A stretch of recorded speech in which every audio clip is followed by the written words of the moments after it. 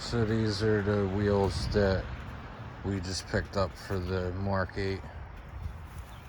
They're Mk7 Golf R wheels.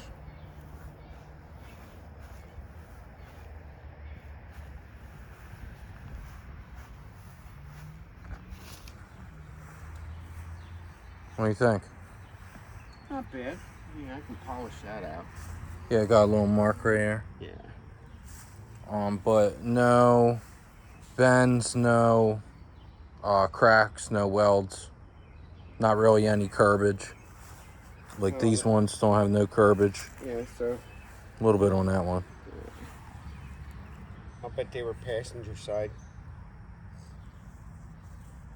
Yeah, I wish he would have maybe had even the damaged one, you know.